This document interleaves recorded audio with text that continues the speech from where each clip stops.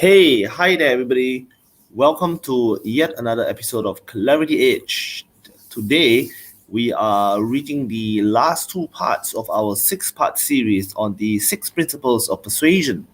Today, we will be talking about authority as one of the six principles of persuasion.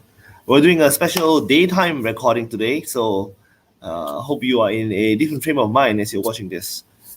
Please note you can check this out on our YouTube, where you will be able to access the rest of the series together with the rest of the Clarity Edge video content.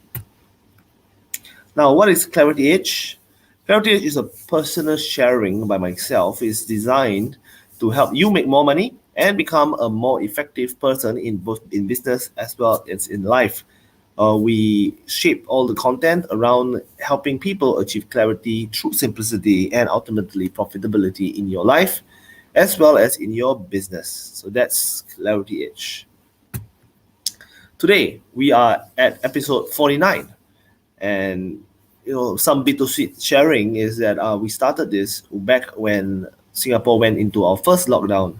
And because everybody was back at home, we decided to do the recording. As I am recording this, Singapore is going back to its phase 2 heightened alert.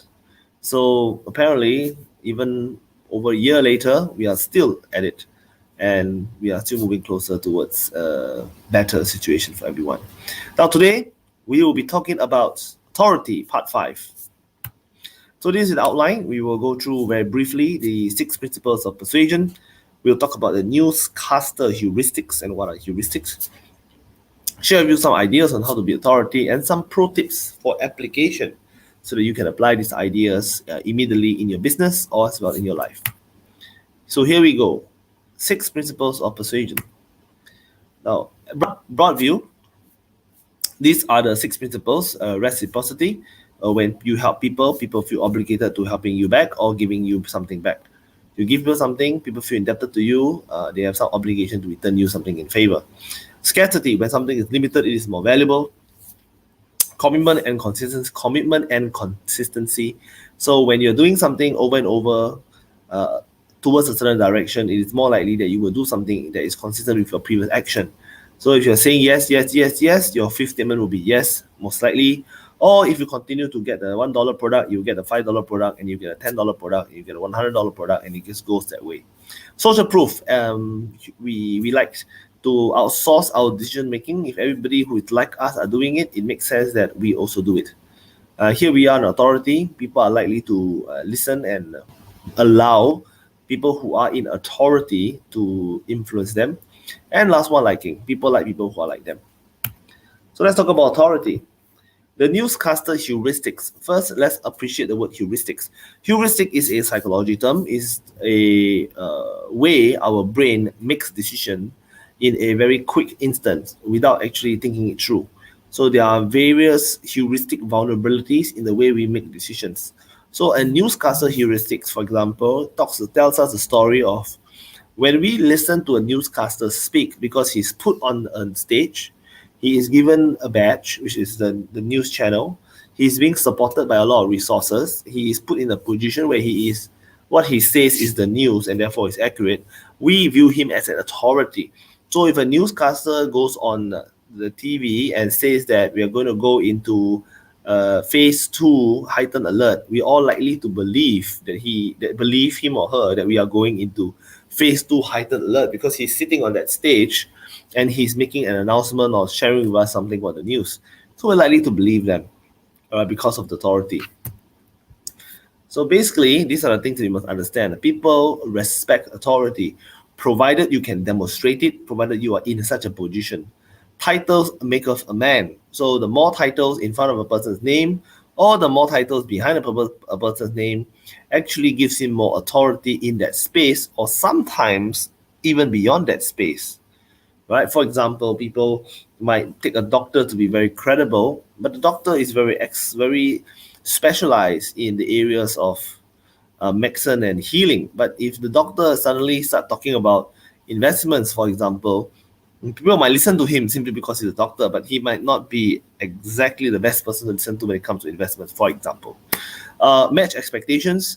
We continue to be an authority in the eyes of others if our behavior matches their expectation of what an authority is supposed to do.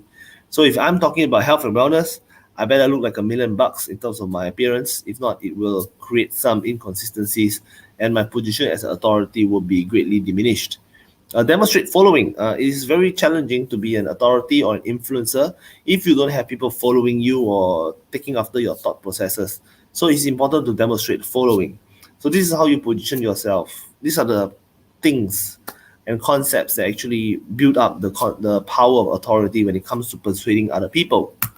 Now, how do you and I become authorities, right, in our respective fields, or how do we leverage on authority as a tool for our influence and our business? Okay, how do you become authority? First, authority, you have to consistently produce content. It's very challenging to be authority if you don't say anything, you don't do anything, and you don't be anything, or you don't build anything. So by consistently producing content, it can be a blog, a vlog, it can be a book, a blog, a vlog, a YouTube channel, Instagram following, Instagram posts, Facebook posts, anything. You're continuously producing content because authority have opinions, have perspective. They have comments on the way the things are right now around the world. So they're inputting that over here. So they have to be continuously producing content. If you are in the business of furniture, you also can be speaking on furniture, but you don't have to talk about furniture per se. You can talk about productivity. You can talk about spaces at home, spaces in offices, spaces in cinemas, or places that have your furniture and so on and stuff like that. So you speak on the broad area. So for example, I can be authority on productivity and I happen to sell office furniture. Or I can be authority on family and happy marriages and I sell books. So it depends, right? Use your title everywhere, right? So if you are a Dr. Vernon Lim, please use your title Dr. Vernon Lim everywhere you go as often as possible. Have it on badges, on name tags, have it on your name card, have it hanging on the wall. Make sure you use your title if you have any. So personally, I'm a Distinguished Toastmaster, a DTM, that's a title. I use that whenever I need to be in situations where I need to speak and communicate. So that's use your title everywhere. Show pictures/proof of others taking your advice. So people taking your advice doesn't literally mean you should take a picture of yourself talking to somebody and somebody agreeing with you with a notebook and a pen. Right? People can be taking your advice in terms of giving you testimonials, in terms of saying, hey, Vernon, you're right, in terms of people saying, hey, people giving you recommendations, demonstrating to people that you are in a position to advise or to speak or to comment on certain specific topic. Generally, it is good for you to position yourself as a problem solver for a specific problem. Now, telling people, I started my life as a copywriter. If I tell people that I'm a copywriter, this is not exactly a problem. People cannot really remember me or associate me with a particular problem. But if I tell people I help people sell their products that no one else can sell, now that's a problem, right? So if I associate myself with that, then hey, you got something that you can't sell, call Vernon. So it's important for you to associate yourself with a problem. Now, if you're able to associate yourself with as an authority in that problem, then guess what? That's a good space to be in. So that's how you actually choose your battles and choose where to invest your resources to build your reputation as an authority. All right. So here are some ways you can be authority, right? Produce content non-stop, use your title all the time, and show a lot of proof that you have a following. Now, here are some pro tips you can apply immediately. Collect titles. Okay. So you might have titles, you might not have titles, go get them, right? Take an MBA if you want, go get a Distinguished Toastmaster title if you want, become a chairman of this place, become an exco of that place, become on the board of this place. Get titles if you really want to leverage an authority. Seek out speaking engagements. It's great to be seen speaking to a group of people or to be approved by, because you don't just invite anybody to speak, right? Somebody got to endorse you before they put you onto a stage to say that, hey, you're good and you're okay for our crowd. So that's a sign of people endorsing your brand or your philosophy or your approach or business acumen or your ethics. So that's a good sign of positioning yourself in authority. Seek out speaking engagement.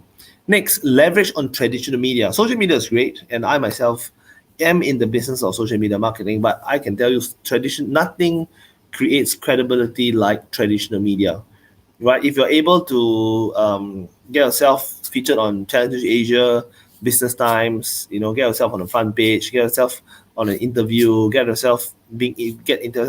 interviewed by some famous interviewer on the local media or even the international media.